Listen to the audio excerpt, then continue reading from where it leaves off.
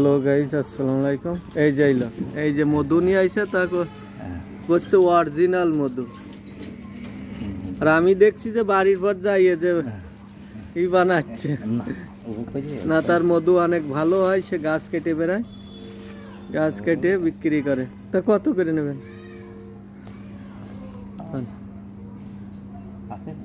না, দোকান নেই। আপনি হাতেন পরিচিত ওই যে গ্রামের কাছে আপনার কাছে যাই বেশি আপনি ব্রিটিশ পূর্বী গাছের থেকে কি দেখেন তিনি বিয়ে দেন, সেই মধু নিলেও না, সে না করলে ভেজাল। তাহলে আর কি কি কর মুন্নার সাথে মুন্নারও নিয়ে গেছি। মুন্না কিন্তু শ্বশুর বাড়ি, কারণ ওই বাড়ি আমি চাক কাটি, কিন্তু ও যে এই বাড়ি বিয়ে করেছে এই আর আমি জানি না। উঠেছি গাছে, এই যে মুন্না, তারপর দেখি যে ও আরে আপনি ভাগ বাটারে এদিক সেদিক করে বেশি নেই, বেশি নিয়ে গেলে না বেশি নেই, খারাপ করে কেয়া চুরি যাও। মুন্নার দিকে কি করবো, ইনশাল্লাহ বন্ধু মানুষ তো হয় না, মধু আছে তো অনেক হয়েছিল, 7-8 কেজি মধু। আমি মনে করতে হেনটা কেজি 4 কামে আনাম, এবার দেখি দিও যাবো তাহলে একটা পাবো। সে কি করবে, আর সমান অর্ধেক ভাগ করবে দিয়া লাগলো কি লাগানো সান্তারা আর শ্বশুর বাড়ি।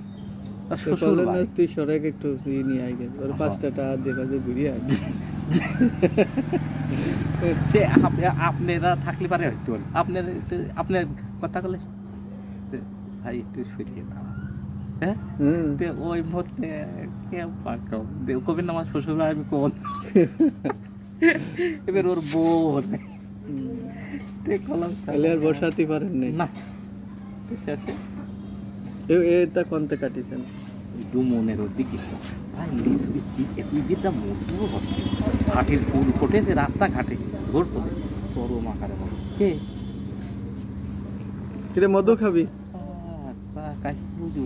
ওই বাড়ি কাটেন আছে, ওইখান কাটেন নি বানে যান।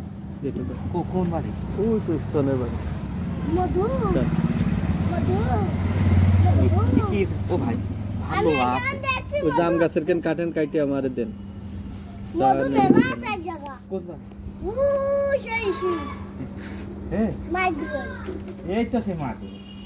ওই বাড়ি কেন কাটেন, কাইটে কিন্তু আমারে দেবেন। এটা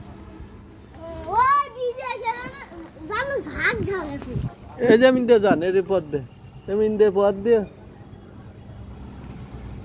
এই যে কোল দে ওঠেন। হ্যাঁ যাই, ওই যে ইটির ফুল দে, ওই বাড়ি তো পথ আছে, ওই পাশের বাড়ি। ওয়ালাইকুম আসসালাম। খাটি তাই নেবো, কাটেন আমি নিচ্ছি।